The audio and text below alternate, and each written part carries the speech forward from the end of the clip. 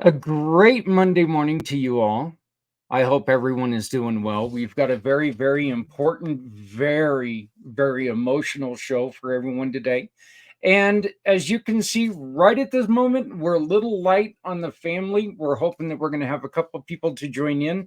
Unfortunately, we are going to be minus Stephanie on the screen. She says she's going to be joining us and messaging in and participating that way.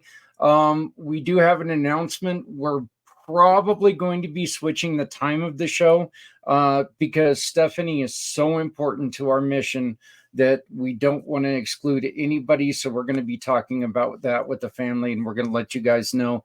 It won't take effect immediately. We'll still be in this slot for a little while. As a matter of fact, we're still going to be in this slot. No matter what time the show goes, we're still going to replay the show at this time for everyone who's become accustomed to seeing this show here.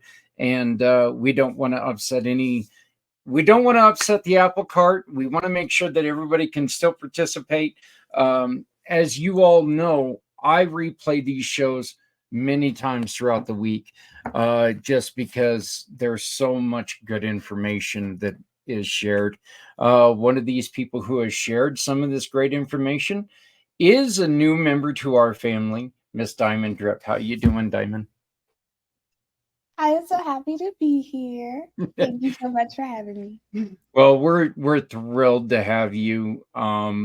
I know that we got a lot of response and people who were very interested in this in the psilocybin part that you brought in. They were interested and wanting to learn more, and I think that that's really what this is all about.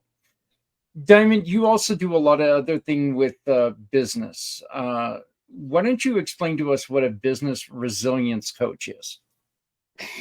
I love that. Yes. Thank you, Zach. So business resilience coach really just came from my own personal need to separate myself from just other business coaches. And one of the things that I noticed about my journey, my story, is that I am resilient. And one of the things that you need in business is resilience because Yeah. you will fall down quite a bit. You will learn a lot. And so it is my great honor and privilege to help other business owners, especially those who are thinking about quitting, be able to give them hope, give them motivation to, keep fighting the good fight, as they say. Yeah. We, again, I am just thrilled to have you as a new family member and putting in your part. And I think this is the perfect time for you to join this show. Now joining us, and I am so happy to see you, Aaron Davenport, New Age to New Creation. How you doing, Aaron? I'm doing great. I hope your guys' day has been awesome. Happy Monday. And as Diamond probably could resonate with, Monday is what we make it. Absolutely. It can be the greatest day of the week.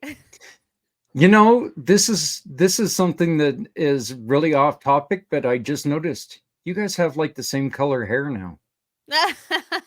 I love it. So yeah, a little bit different. Oh, and Aaron, just to let you know, we played your episode with your parents' episode that we had last week, and I have a disagreement with something that you said. You mentioned Okay. something on your episode about how you and your sister did not look a lot alike.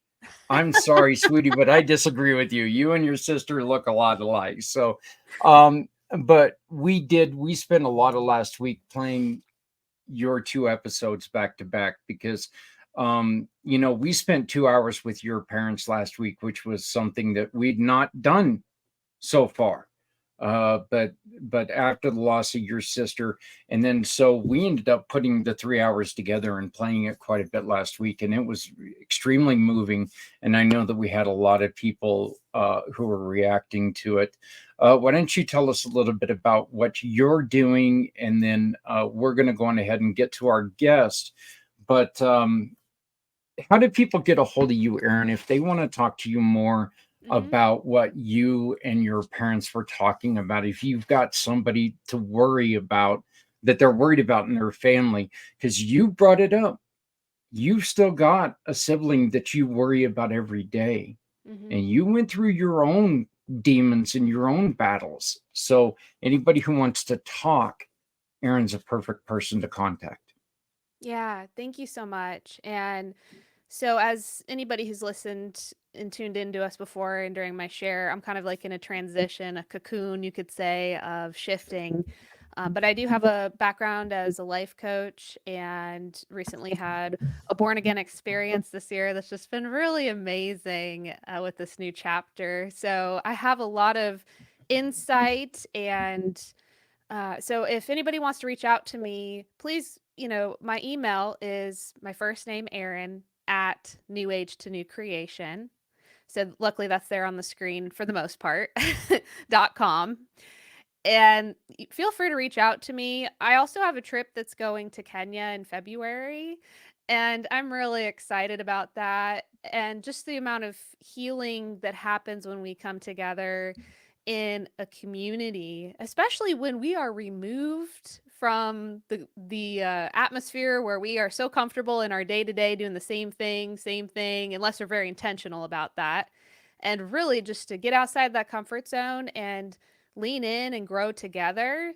So if you have gone through something, and again, I'm not a therapist or anything like that, but if you've gone through something and you want to be a part of a close knit community that is very authentic, open, real, and to experience the beauty of Kenya and nature, uh, feel free to reach out to me, email me, and I'd love to share a little bit more about that as well. But you don't have to come to Kenya to have a conversation with me.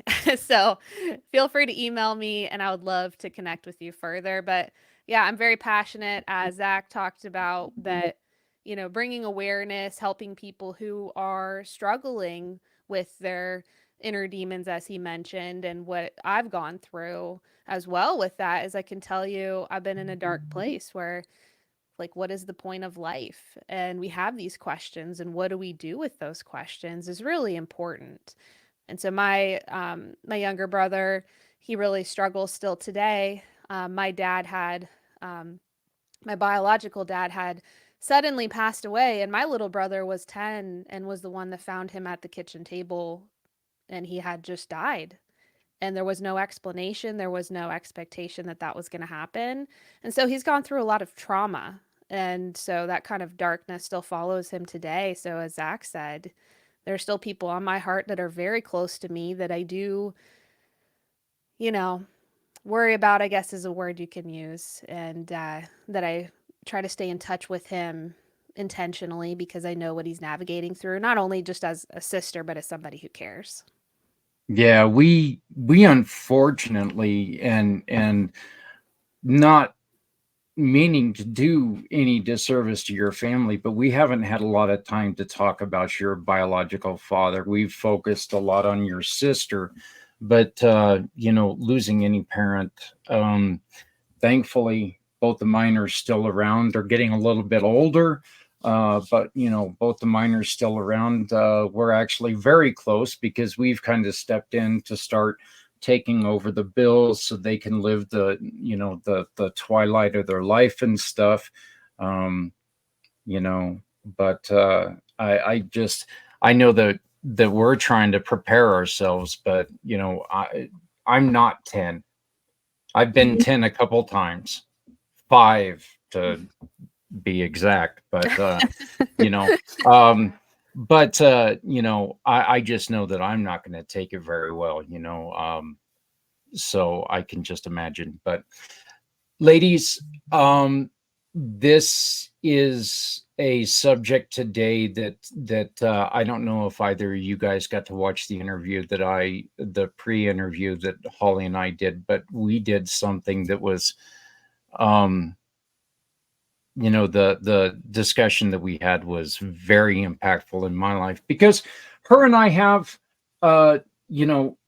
she's wanting to reach out to some people that we can actually help her do and help her talk to. I'm really hoping to get her involved with the Avery Center, which is one of our mission partners here at Community Pay It Forward. By the way, my name is Zach Clayton. I run Community Pay It Forward, Community Dare to Care. I'm so terrible at doing this. I really am. You can reach me at my card, which is right here, or just call me at 970-909-0751. We try to help people raise money when money is needed. We also offer free clothing, free housewares, free furniture to people who need it in the northern Colorado area.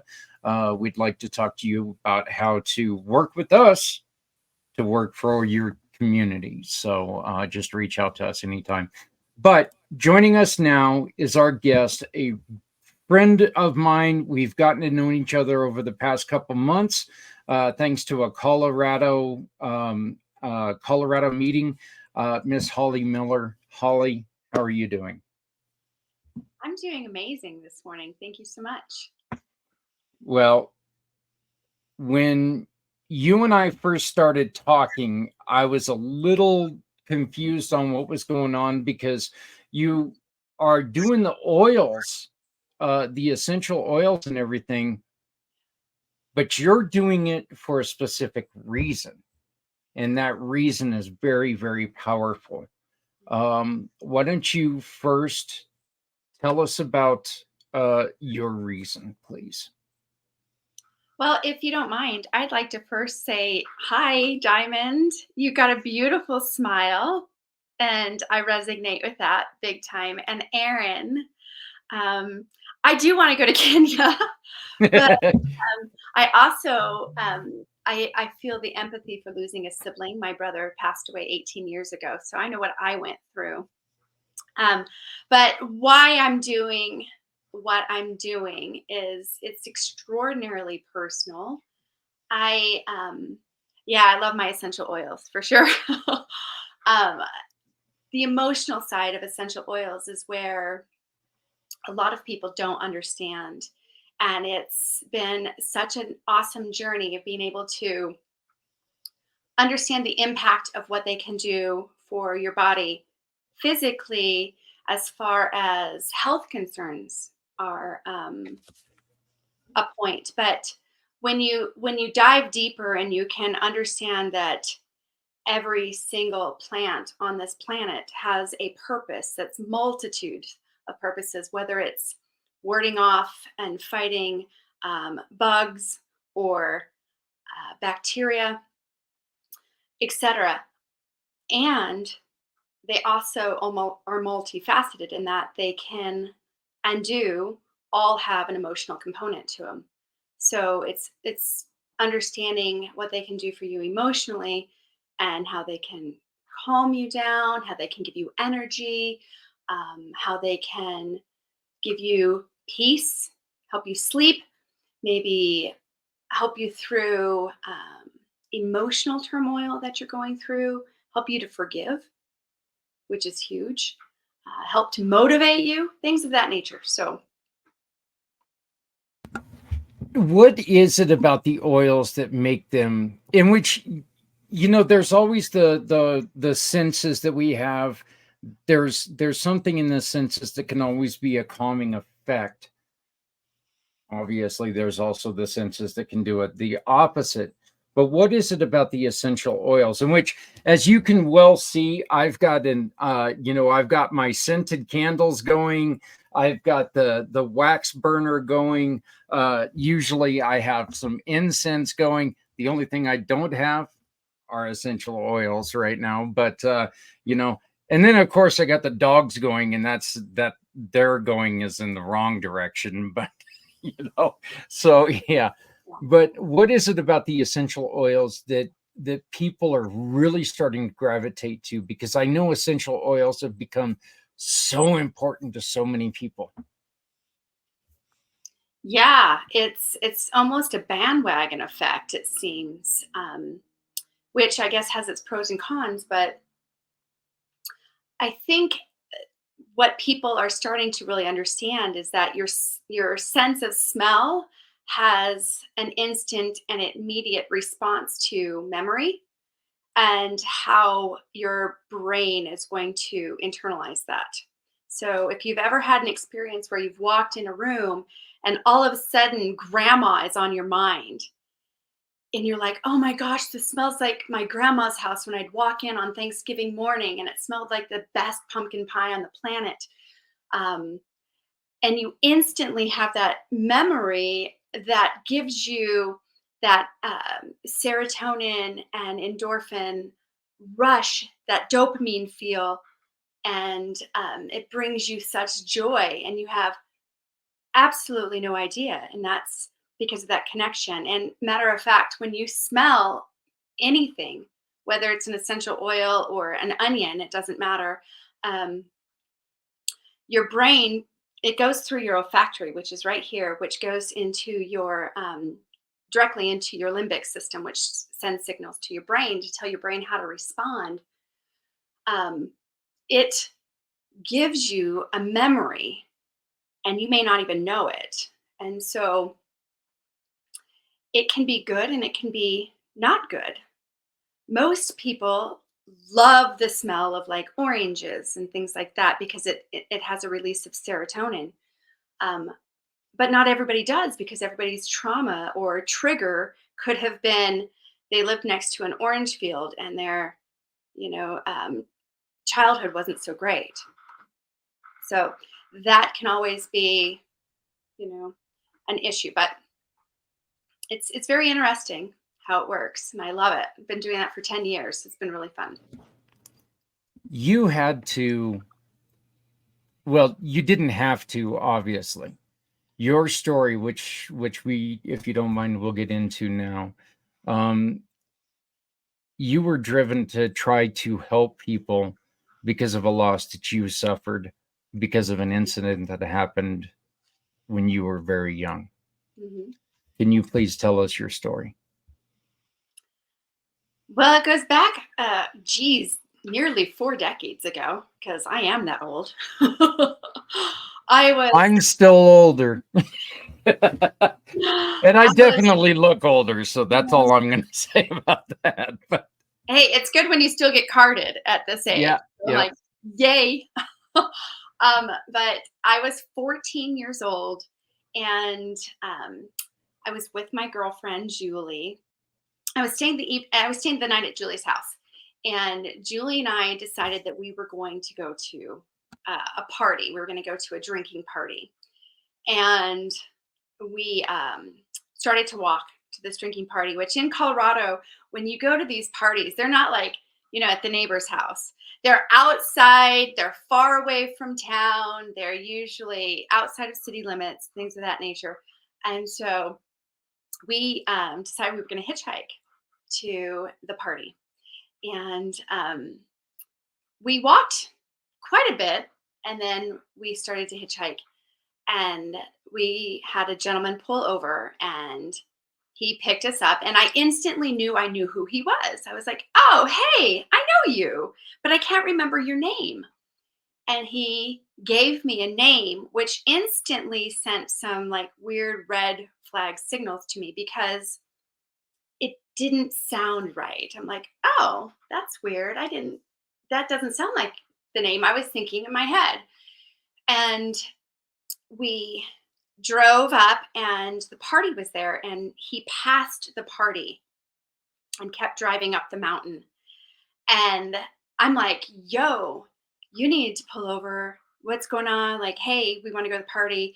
And he kept saying, well, I'm going to turn around up here. It's an easier place to turn around, blah, blah, blah. Well, he finally did pull over, and he offered both of us marijuana. And I absolutely was not having anything to do with that. I never was into drugs. And so I was like, no, I'm cool, dude. Just want to go to the party. I want to drink some beer. And he smoked a joint, and then he did take us down and dropped us off at the party, and he stayed at this party. And my friend and I, we're drinking beer and we're having fun. And we finally are like, we got to get back to the house before we get wasted. We need to leave. And so we just decided we were going to walk. We were just going to walk home.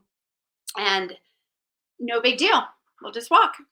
And so we start walking down the hill. And the next thing you know, he's in his truck and he's following after us. And for some reason, I told my friend, I said, Julie, run. And we started to run.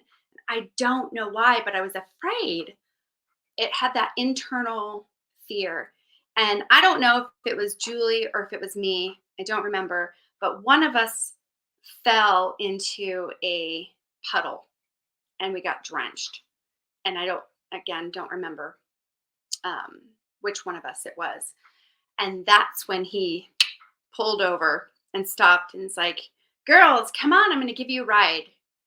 And it almost felt as if I really didn't have much of a choice, because we're in Colorado, and even though it was the summertime, in the evening in Colorado, it's cold. No matter what time of year it is, it's cold. And so it was probably 40 or 50 degrees outside. It was cold.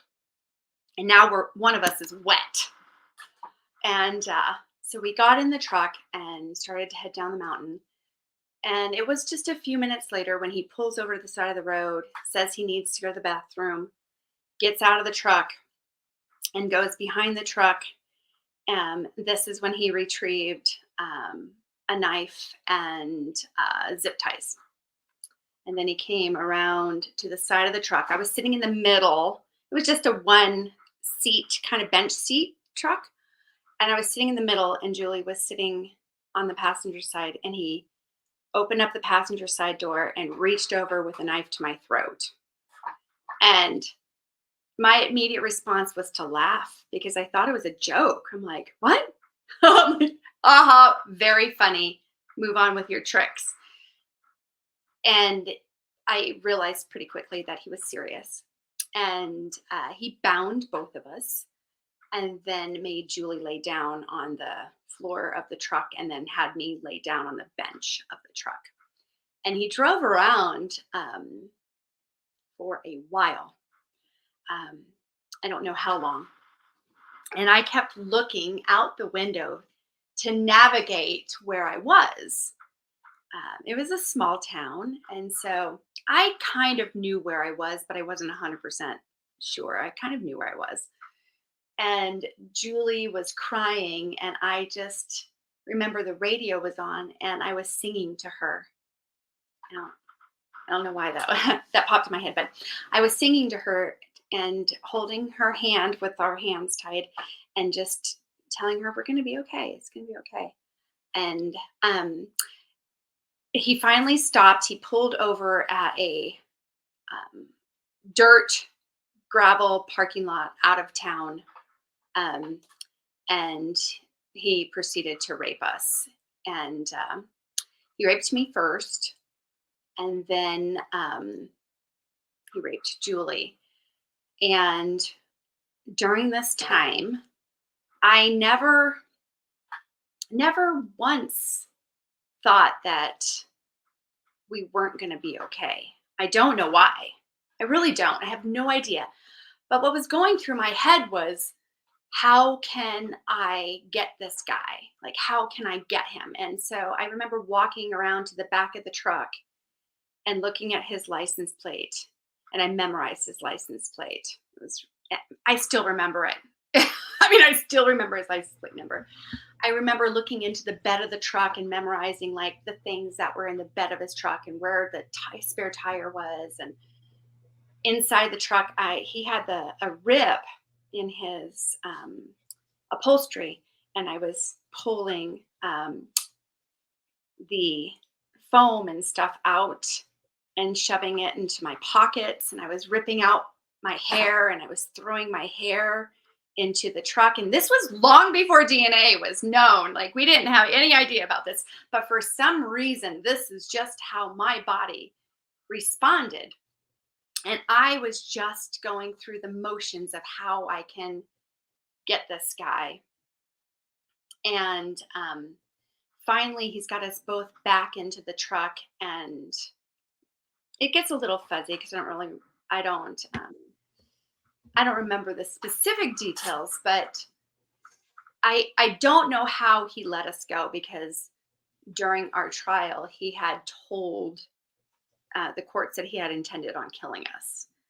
And for some, I don't remember if I forced him because I got the knife from him and made him drop us off, or if he had a change of heart and he dropped us off. That's where, when you go through trauma, you have this, sometimes you make up the narratives in your mind and you don't really know reality from not reality.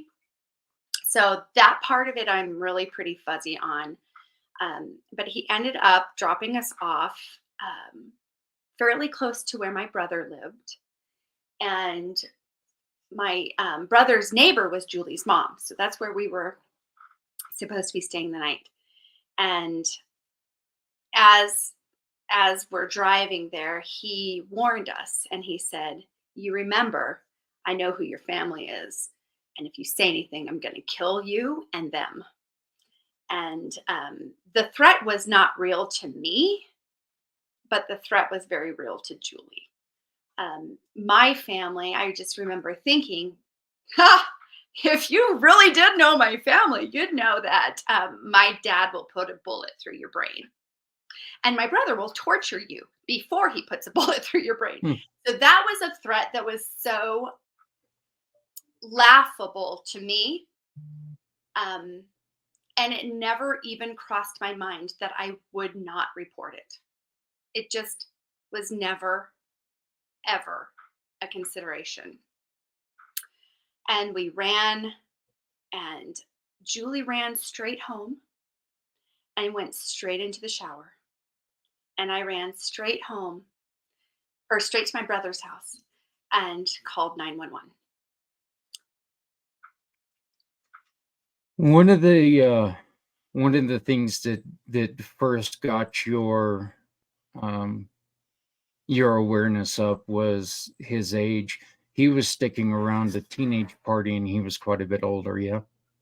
Yeah, I think he was 28 from recollection. I think he was 20. I think he was 28. Diamond, did you? Yeah, I had a curious just about what Zach just asked about, because you said one of the other red flags was that his name was different. Was this because like maybe he had gotten caught up before in something and he was in the paper? Like, what was the situation with that? Or was that just something internally, like intuition, that you were like, that's not your name, I don't think? It wasn't his name. Yeah. Yeah. Well, as it turns out, during my trial, 8 women had come forward that he had raped before. He had moved from Denver maybe 6 months prior to him moving to my little town. And none of those women reported it. Yeah. So when he picked us up, his intention was to do that. The opportunity was there. We made poor choices. And the opportunity was there for him. I think originally when he first took us, he was going to, rape us at the very beginning. And he realized pretty quickly that mountain, he was new to the area. That mountain, there's nowhere else you're going to go. The only way out is back down that mountain. You're not going anywhere else. And I don't know that he knew that. Yeah. So, yeah, red flags. your relationship with your friend, was it always one of those that, you were because we've all got the relationship where one person's a little bit stronger than the other one. Was it always that way, or um was it one of those things that really raised out of the necessity of this situation? I just feel it's just different types of personalities. I'm the youngest of four kids, and I grew up kind of quick, and I was on my own pretty early. We were latchkey kids before that was even a thing. Both my parents worked, and it just, I don't, I guess it was just innate in me to feel like I should protect her. Even though, I mean, if you look at it, we were both 14. Um, it's not like I was an adult, trying to protect a child, but I think it was just personalities, innate. I'm still the same person. I still feel a very strong sense of protection. I always have, particularly with people I love. I will, I will die on the cross for them. Friends, family. So Go. No, go for it, please. I was just going to say, so as a victim of sexual abuse myself, when you made the distinction that you called 911 and Julie took a shower, I couldn't help but shake my head just instinctively, because I'm like, no, you don't do that. No. So you said something about a trial. I'm just wondering what happened with Julie in that situation. well, the trial was pretty lengthy. Um, I don't remember how long it took. It was probably a year and a half before he was convicted, I imagine, in jail the whole time. Um, Julie, as soon as Julie could, she left. She moved. She moved to Denver, and she moved in with her dad. Her parents were divorced, and she didn't have the greatest childhood. And her parents didn't have very much money. And so I think she just wanted to run from the situation. And I can totally understand that. I wanted to run too, but I couldn't run. My parents weren't going to leave. So um, she ran and went to her dad's. And actually, during the trial, she was living in Denver. She just would come back and testify, do all the things she needed to, and then go back to Denver. So I didn't see her. I didn't see her really during the trial, or much after that, actually, at all, ever. I saw her face to face only one time as an adult, and I knew she was in a bad place. And at that point, I was probably, I think I was 23 the last time I saw her, and you could just tell she was in a really bad place. She had turned to drugs and alcohol, was in an abusive relationship, um, just not good. And at that point in my life, being so young myself, and I was going to college. I just decided that was something I needed to separate myself from, because at that stage of my life, I couldn't help her. I didn't know how to help her. I was barely able to help myself, it felt sometimes. And so I completely distanced myself from her and lost track of her for many, many years. Her story, unfortunately, ends tragically. Mhm. Can you tell us about the decisions she made, and and how it unfortunately ended her life. Yeah, I would say um, about 10 years ago, maybe 11 years ago, I received a phone call. I was a paralegal. I was working at a law firm, and I received a phone call on my cell phone, I guess. And I answered it, and it was Julie. And I hadn't heard from her. I hadn't had any communications with her in 20 years. And she was very distraught because a book had been written about um, the person who kidnapped us and raped us.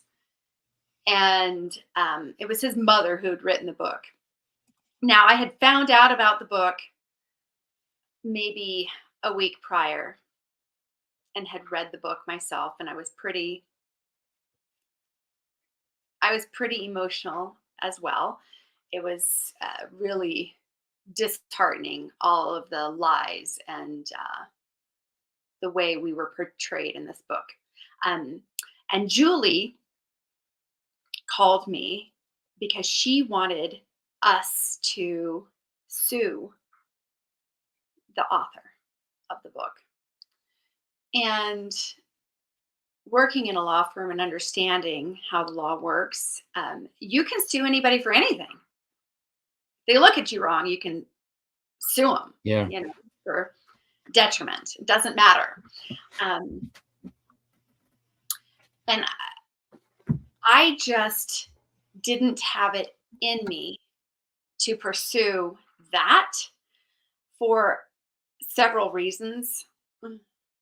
Number one, financially, we would it would all be me. It would have all been my financial burden.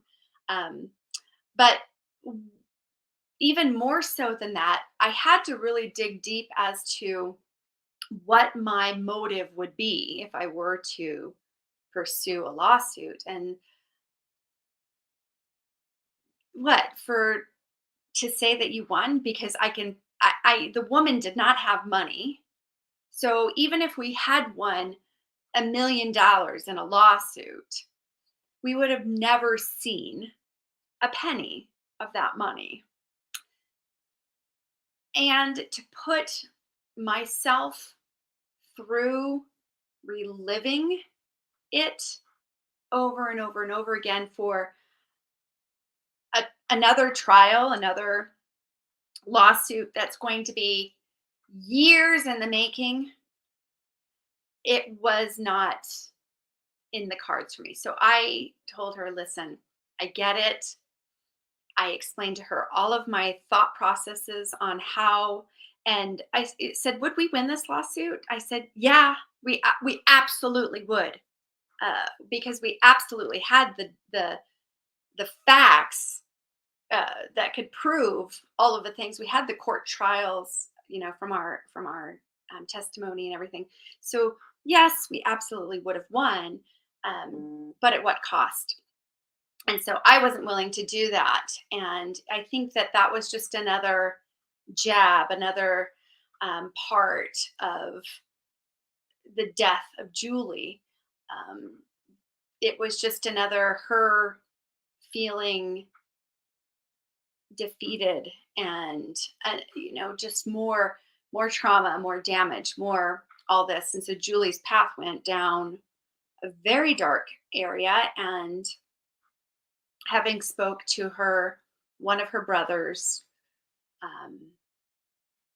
after her passing last year, she just had a life of a very sad, she was just very sad. She unfortunately never got therapy, never took any initiative to help herself recover. And I don't believe she ever forgave him and moved past it. It was just part of who she was at that point. It defined who she was, and not in a positive way. And I don't want it. I don't want to see anybody else suffer like that.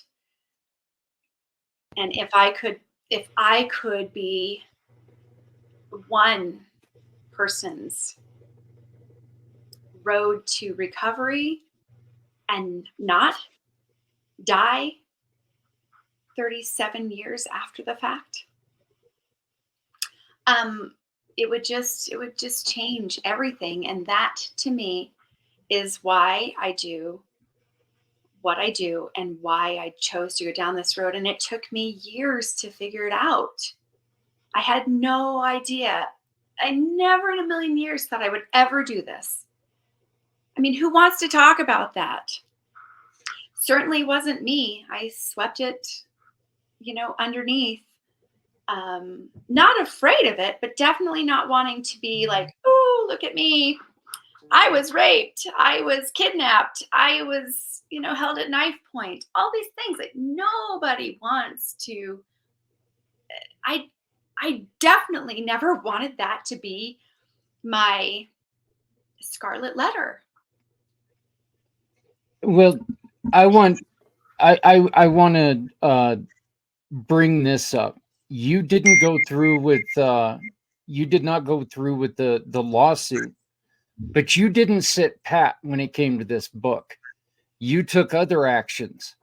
Tell us about that. Yeah, well, I have a tenacity about me, and I don't like anybody to win or control or lie, particularly about me. And so, it's a small town. I was living actually in Philadelphia at the time. My husband's from Philadelphia, and so I did what I think most people who have my type of personality will do, and that's I don't sit idle. And so I called the newspaper.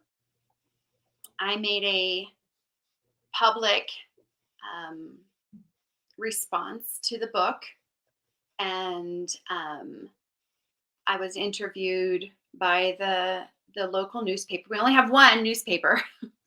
Get the newspaper, everybody. It was front page. And I discredited her. I also had her kicked out of the farmer's market. She was selling the book at the farmer's market locally. I called the head of the farmer's market and had her kicked out of the farmer's market so she could no longer sell her book there. She had a book signing scheduled at our local bookstore. I called them, had the books pulled off the shelf, and had her book signing canceled. And I did that to as much as I could in, she had another bookstore that she worked with in a much, much larger town about an hour away. And I got them to do most of it. And then I had the publisher that published her book. I had them destroy the prints that they had, because she had self-published this book. And so she spent a lot of money to self-publish this book, and I made it virtually impossible for her to publish any more of the book because I had the plates destroyed. And that's just, because I was absolutely not going to allow that bullshit to be out there. My name was not going to be rubbed. She was not going to make this person, her son, out to be a martyr, which is what she called him in the book, that he was a martyr. And I just, that's, that night taught me a lot of things. And I think one of the things it taught me is that nobody is ever going to control me again. Never. And that book was part of that little bit of control. And I was not going to take that.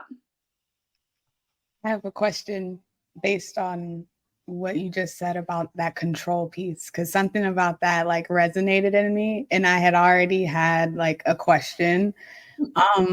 So this kind of ties in. It kind of helps me answer it a little bit, but I don't like making up stories about people. So based on everything that happened, I know that for me, like I had a certain feeling of guilt around the situation itself because like you guys, I made the choice to go with people I didn't know necessarily, and it took me like years of therapy to let go of the guilt that came with that, because it was like, well, if you had to just listen to the rule that they tell you as kids, like don't talk to strangers, then this wouldn't have happened. But it seems to me clearly like that you might have two forms of that, because one, it happened, but then also you survived. So then there's like another level. So for people who maybe, like you said, 8 women came forward that they didn't file reports. So maybe for the people who don't have that tenacity that you do, like how can you say words about how you were able to navigate that feeling of like guilt for those who may need a little bit more encouragement to come forward? Ooh, I girl. know. Sorry. Um, well, first of all, I don't think that there's a wrong way to respond. We we would like to believe that if we're in a situation on how we're going to respond, but the truth is we have no idea until we're in that exact moment. We have absolutely no clue how we're going to respond. And to pretend that you do is a little bit arrogant. So, how I navigate that, I absolutely had a lot of guilt for a long time. And I probably still have some, just because we never can be so at peace with where we're at that we don't continue to try to move forward and make it even a greater journey. So when Julie died last year, I went through a huge chunk of guilt for a couple of weeks again, to the tune of where my best friend, she's like, Holly, maybe you should go back to therapy, with lots of love, because I'm one of the types of people that when I was little, I used to think that therapy was because you're weak, and now as an adult, and actually by the time I had gone through my therapy, um, I realized that it's actually a sign of strength, to be willing to be vulnerable and put yourself out there for somebody else to judge. And so um, I took that and I internalized that guilt for a while. And I guess my guilt for that was that I couldn't save her again. I couldn't save her that night. I couldn't save her again. And I had some guilt because I pretty much cut ties with her um, at 23. And then I had some guilt that I wouldn't pursue this lawsuit to help her have closure, although I don't think it would have. Yeah. Um, in a logical, in the back of your logical brain. Yeah. And then I had guilt that she just suffered her whole life. Like that night killed her. It just took 37 years for it to reach the end. And I don't know. I guess you have to get out of your own way and realize that even had I done all the right things, she's gonna be where she's at. Yeah. And I have to take myself out of the equation. And just go, Julie did the best that Julie could do. Yeah. With Julie's mind where she was. And there was nothing that I would have been able to do for Julie at that moment. Yeah. And so I don't know. I wish I could really answer your question with clarity. And the truth is, I don't know.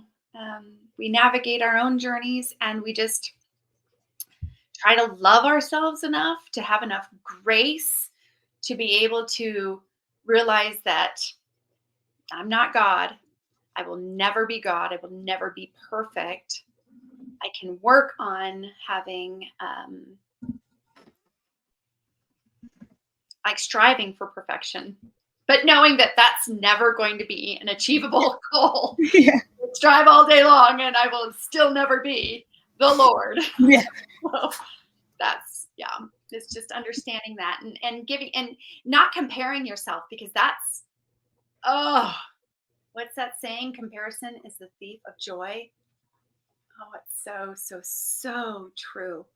Yeah. It's so true. And people, and now with social media, it's at the forefront of even more of what people look at, because you're seeing this like perfect postcard moment in time of somebody's perfect life that you don't see the 25 I'm gonna kill you if you don't smile for this picture moments. And you're like, living the life, living the dream, I'm perfect. Yeah.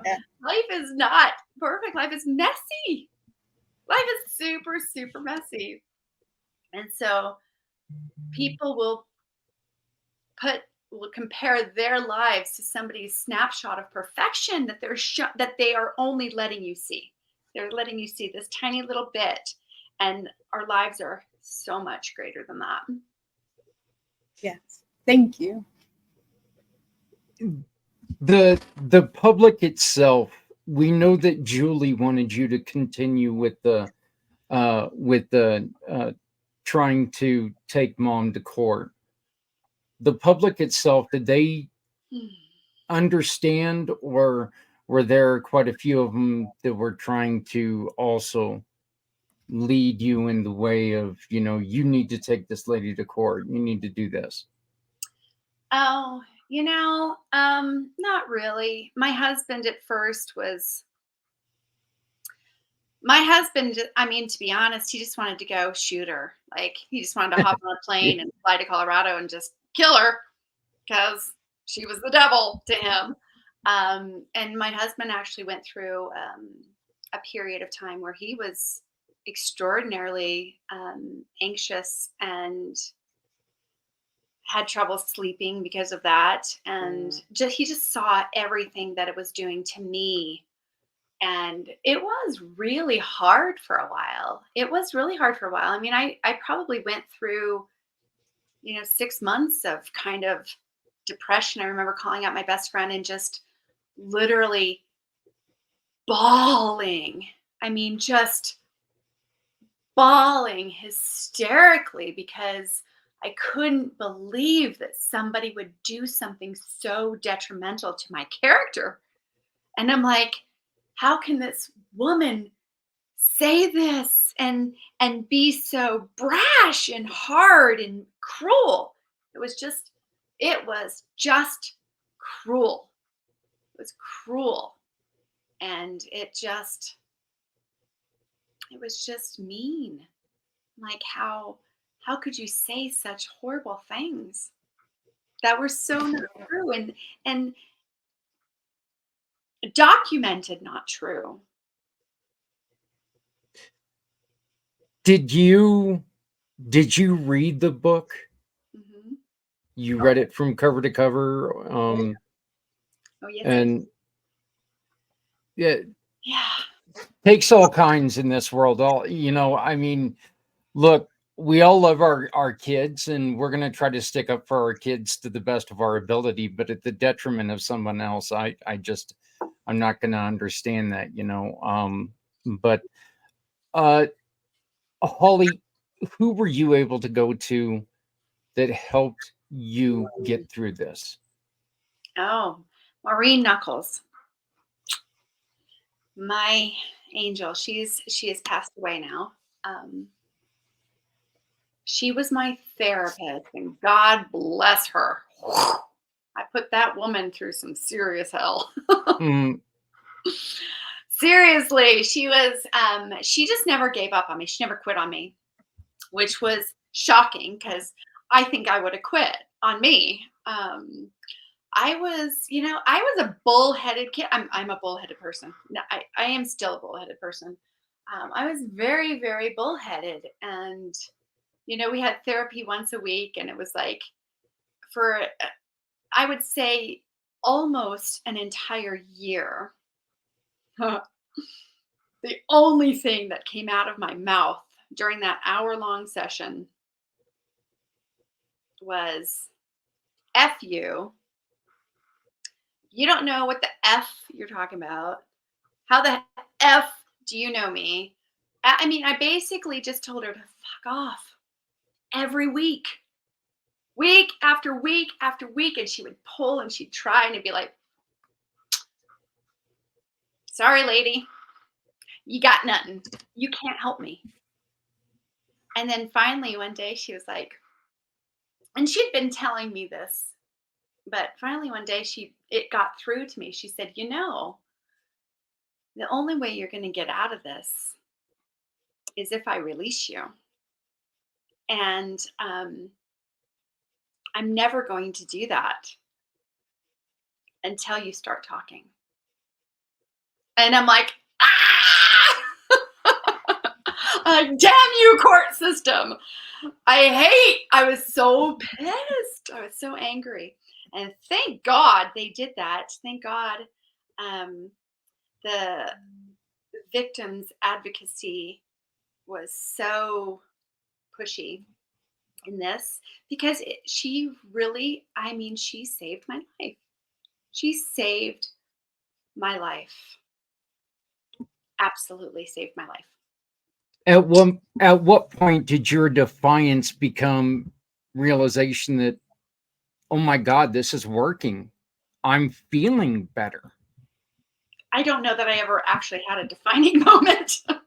I just wanted to get out of it. I'm like, all right, I'll just talk. Yeah, I guess I was probably 19 when she finally told me that I don't have to go anymore if I don't want to. And, I went voluntarily for a while. And then I went to group therapy that she had strongly encouraged me to do. And at first I was a little bit like, I don't know how I feel about that. Nobody needs to know any more of my crap. But what was really interesting to me during group therapy is we did some seriously incredible exercises that I can't wait to do with my clients, my new clients. But I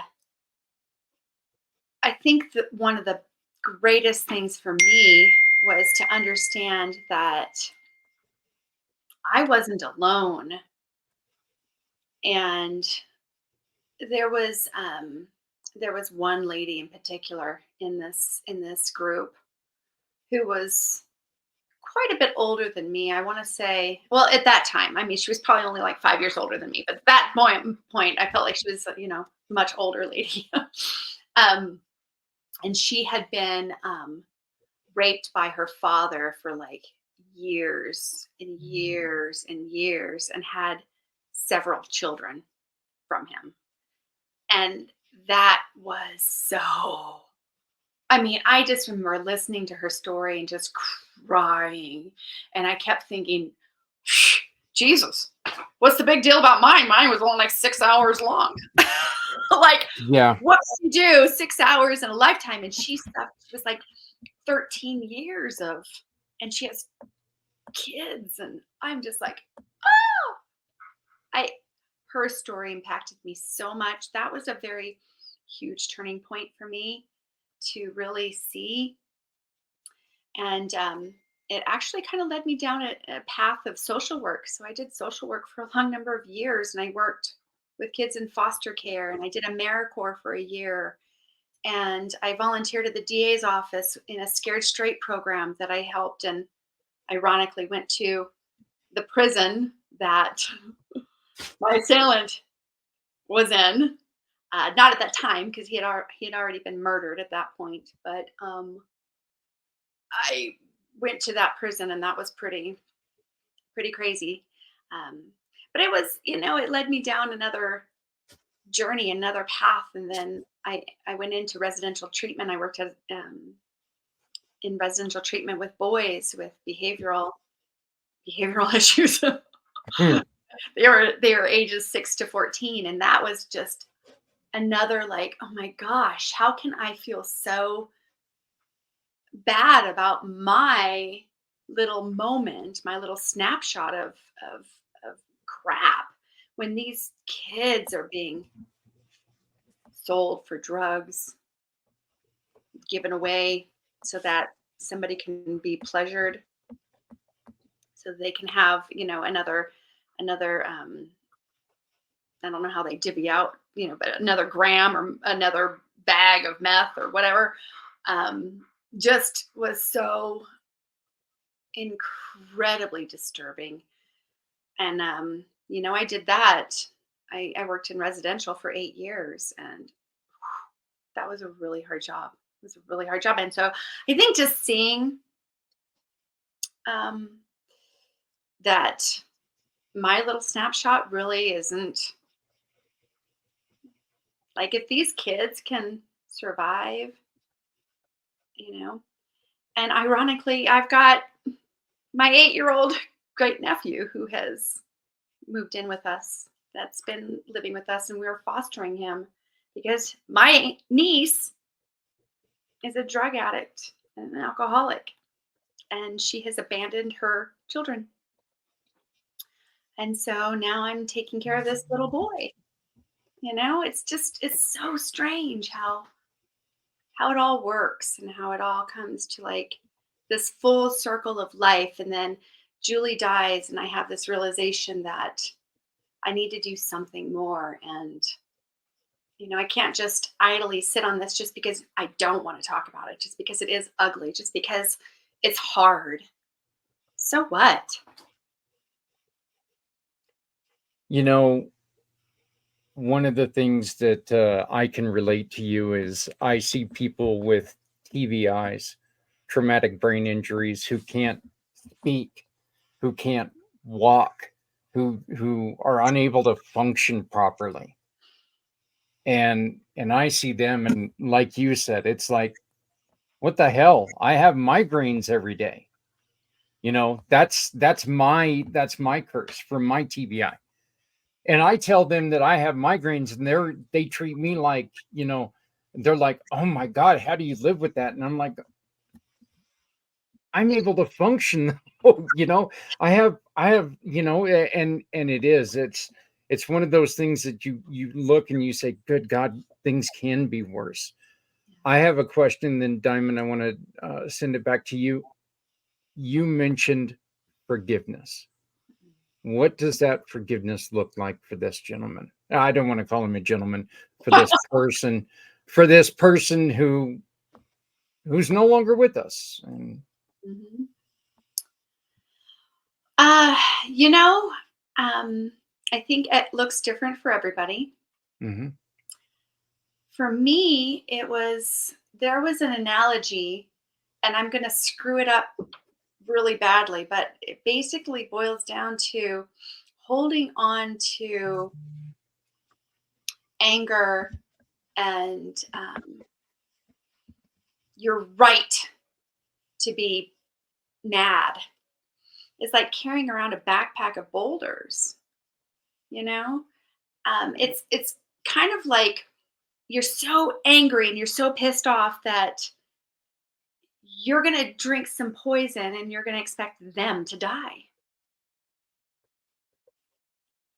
And so there's so many different analogies out there that are so much more eloquent than how I can put it. But it was basically me holding that monkey. It was just carrying that backpack full of boulders on my shoulders. And as soon as I decided that I am not forgiving him because he deserves forgiveness, I am forgiving him because I deserve forgiveness. I deserve to have that released. And I was 19, actually. I was incredibly lucky. Again, because Maureen Knuckles was such an amazing therapist that wouldn't quit on me. And I forgave him. I forgave him for me. It was selfish for me to forgive him, and it was what I needed to do for me. And it was a huge relief. As soon as I was able to release that, be like, you're on your own journey. You have to answer to God. I don't have to. And I released it. Now I do want to say that it wasn't just like a decision. I did a lot of things. I wrote a letter and I stapled it to a tree and I beat the shit out of it with a bat, and then I ripped it up and I peed on it after I burnt it. And I mean, I did a lot of things to be able to release and forgive and all of that stuff. And actually, after he died, I even peed on his grave. Like I did. And that was for me. That was for me going, okay, I'm done. And literally releasing. And so it looks, like I said, it looks different. And some people can just make a decision and forgive, and other people have to go through a process to forgive. And I needed to go through a process, and I did, and it was incredible. I loved it. Well, Diamond, I know that you've got another meeting that you're delaying a little bit for, and I appreciate that. But do you? I'm going to let you do the Yeah. give your last thoughts, please. Yeah, I just want to say thank you so much for your courage and your vulnerability to be here today. And I want to just with the theme of the show, you mentioned that when you first joined therapy, it was begrudgingly, and I get that 100%. Then eventually you got to a place where you could go and, you actually you weren't forced to go. And then I know you said that your best friend currently, when Julie had passed, had brought up maybe you were considering therapy again. I don't know if you chose to do that, but in coaching, one of the things that I like to say to let people know, like, just the possibility. We have this phrase is what's possible with support is, and then you fill in the blank. And so I'm wondering if maybe as one of your last words, you could fill in the blank for us on what's possible with support after something like this. Oh, friend, that's limitless. That is limitless. That is 100% getting out of your own way and not letting all of the fear and the unknown stop you. And there is no motivation. You either have to, you do it and the motivation comes. But yeah, get out of your own way. Don't compare your own journey, and give yourself an immense amount of grace. Give yourself the same amount of grace that you would give somebody else that you loved. Yeah. And you have to love yourself enough to do it. Thank you. Thank you so much for joining us today, Diamond. Going ahead and get on with your day, but thank you so very much. I appreciate it. And then, Holly, tell us about now. What are you doing now? Well, goodness, I am really I'm developing a program to help coach women who have had childhood sexual trauma. What are the first things that you tell someone when they come in to talk to you?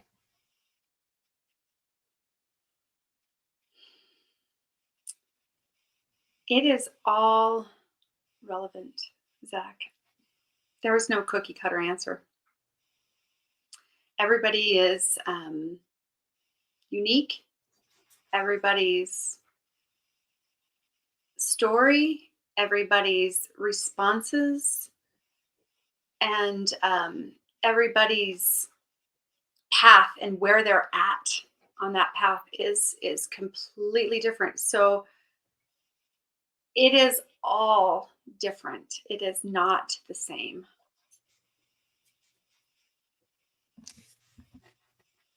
I'm going to tell you, we've had 2 conversations on this, and both of these conversations have been so powerful. And I appreciate your honesty, your openness, and I really want to thank you so much for coming on and speaking of this. And I want to further that, and I also want to thank you for being there for other people who are dealing with this. And I think it's such a fantastic thing. And I want to let you know that Footprints Forward, Community Pay It Forward, all of our programs are going to be here if you ever need anything. I want to thank you for giving us a little extra time. People can go to your website, amboh.net, amboh.net. Is there any other way for them to get a hold of you, or is that the best way? They can email me.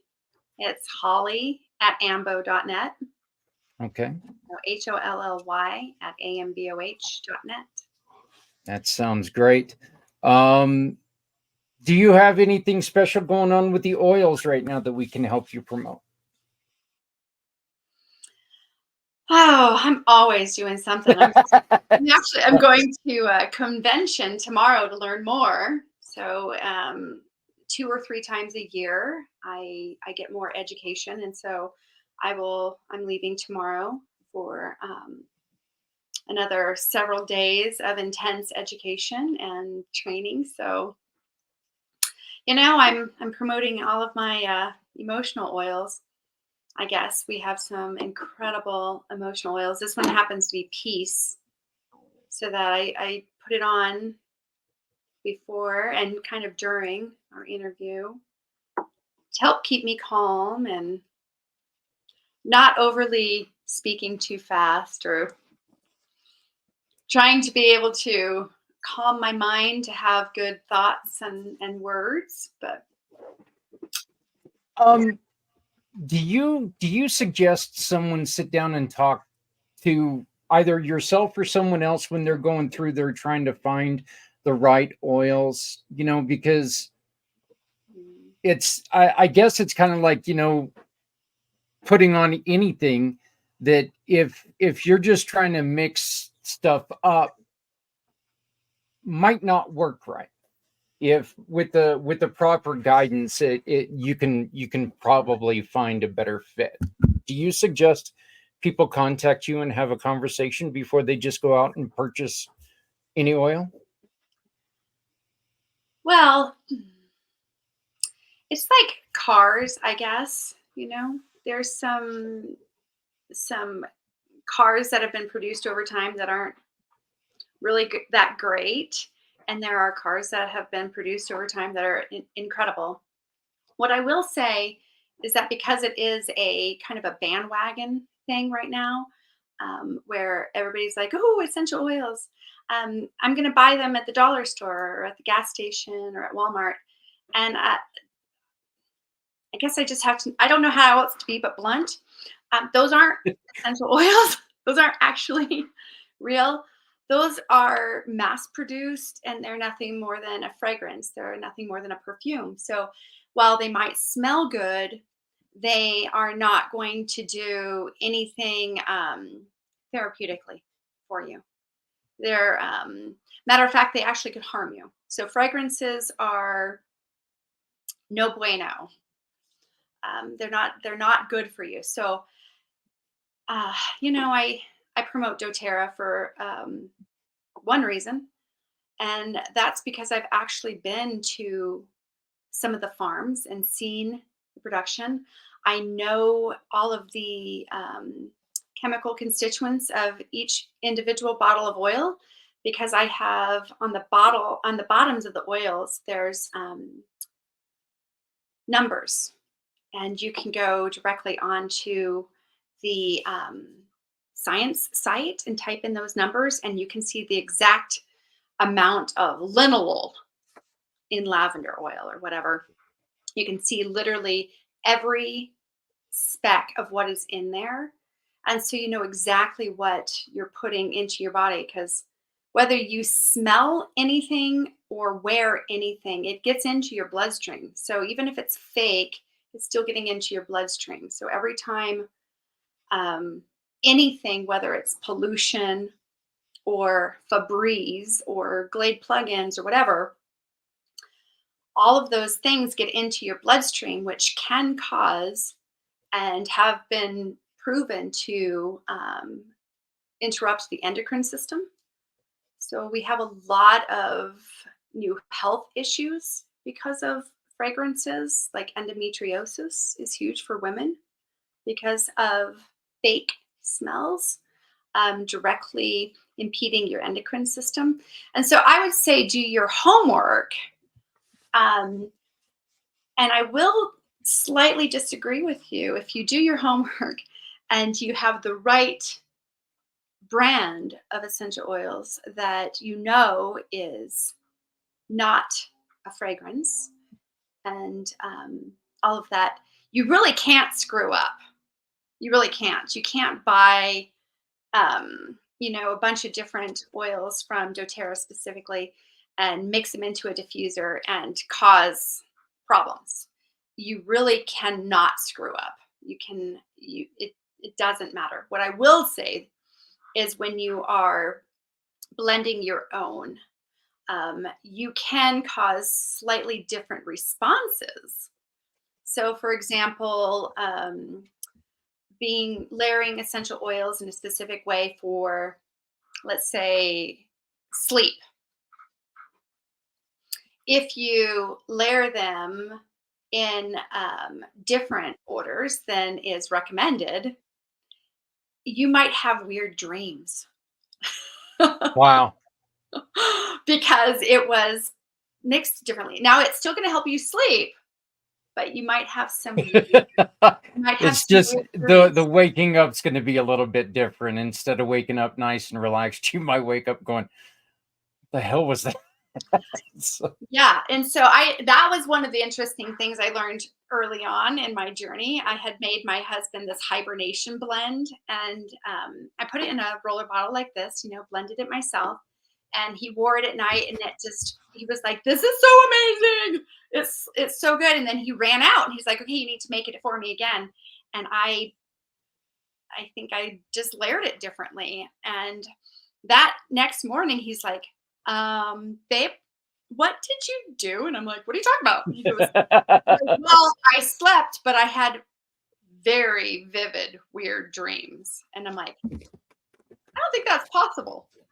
And then I did some research and I found out that, oh, yes, it is possible. And I said, "Well, I guess you're either going to use that and you're going to have weird dreams till it's over, or I have to figure out what I did the first time to blend it." And so that was interesting to learn Okay. that. But yeah. We have a question here from Sam Thomas, and the knowledge, it helps keep the peace within you, right? You having this knowledge, you can use it as a tool for your own inner peace.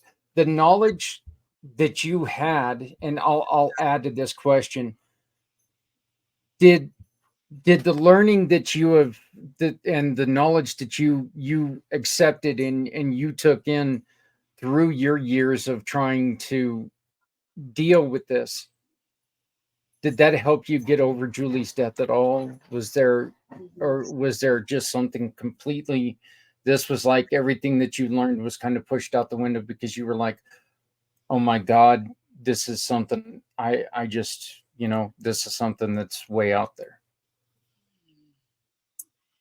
For about the last 13 years, I don't know that there's ever been a moment where when something happens, I don't instantly think, what do I need to do for me? And I absolutely do go to the oils very quickly.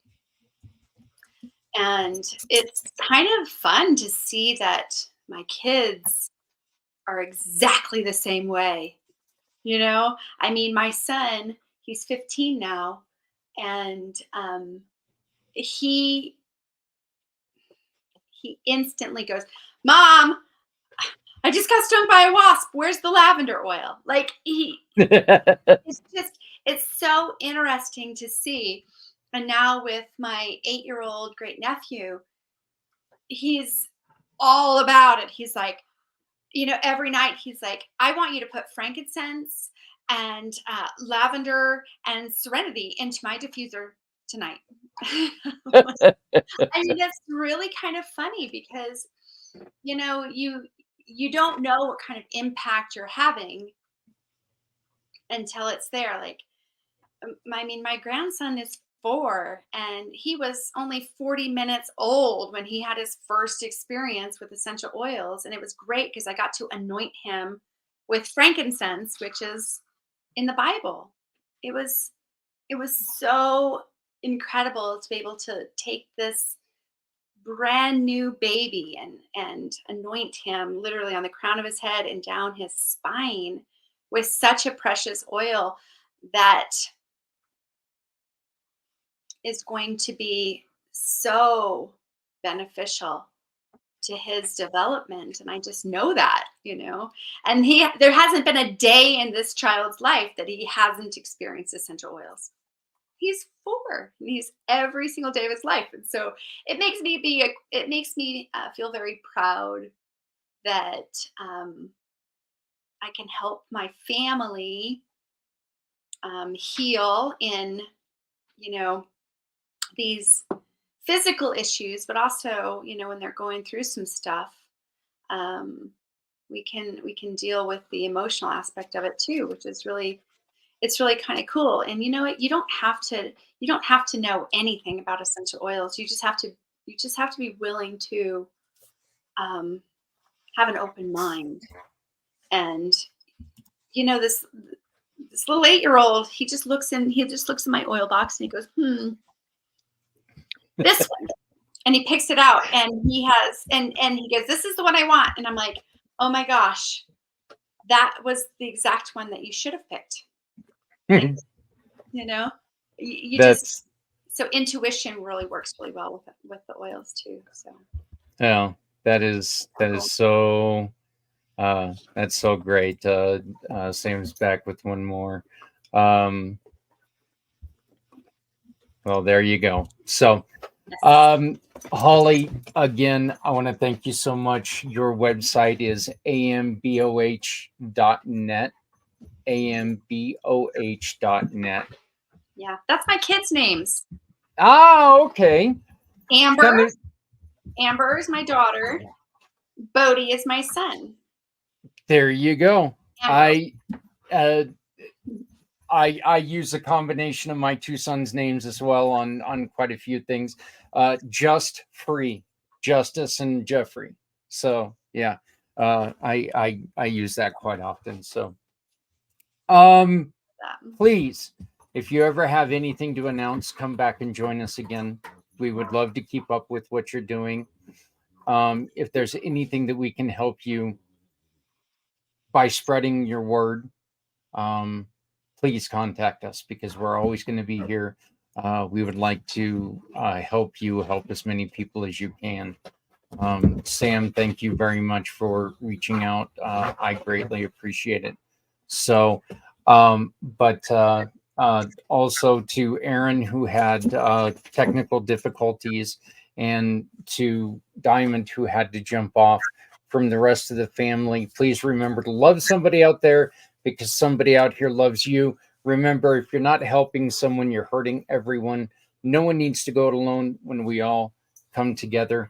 We will be back next week with more stories and trying to help as many people as we can with Footprints Forward. Please, if you have a story that you would like to tell, get a hold of me. My phone number is 970-909-0751, 970-909-0751. And maybe you can be here as a guest on Footprints Forward, because all we're trying to do is make changes in people's lives. Again, Holly, thank you so much for your time. Enjoy your training tomorrow. And I really hope to see you. What, Wednesday is our meeting? Thursday. Thursday's our meeting, I think. I won't be there this Thursday. Okay. Well, I will hopefully be in Utah doing training. So. Okay. Well, that's fine. We'll miss you, but we'll see you again soon. So, all right.